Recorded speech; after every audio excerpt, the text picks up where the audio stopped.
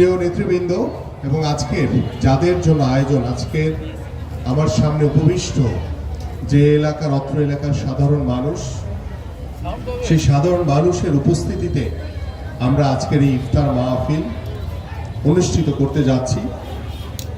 আমি শুধু সংক্ষেপে বলতে চাই যে আমাদের মাননীয় ভারপ্রাপ্ত চেয়ারম্যান জনাব তারেক রহমান যে নির্দেশনা দিয়েছেন, ঢাকা মহানগর উত্তর দক্ষিণ সহ সারা বাংলাদেশের প্রত্যেকটি এলাকাতে, প্রত্যেকটি পাড়া মহল্লায়, বাজারে, বিভিন্ন স্পটে যারা পথচারী রয়েছেন, যারা সাধারণ মানুষ রয়েছেন, সেই সাধারণ মানুষদের জন্য আমাদের আজকের এই ইফতার আয়োজন।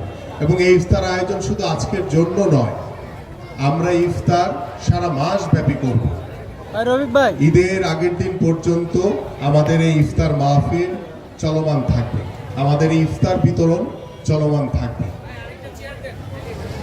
আমি শুধু বলতে চাই যে বাংলাদেশ জাতীয়তাবাদী দল বিএনপি গত 17 বছর আমরা অনেক বাধা বিপত্তি পেরিয়ে আমাদের বিভিন্ন পুলিশের অনুমতি, উমুকের অনুমতি, তার ওই সিনিয়র ইয়েদের অনুমতি, বিভিন্ন জনের অনুমতি নিয়ে আমাদের ইফতার মাহফিল করতে হতো।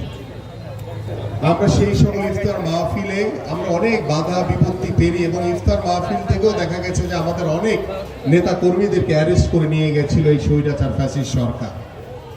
কিন্তু সকল বাধা বিপত্তি পেরিয়ে আজকে যখন আমরা 5ই আগস্ট বাংলাদেশ স্বাধীন হয়েছে, বাংলাদেশ স্বৈরাচার মুক্ত হয়েছে,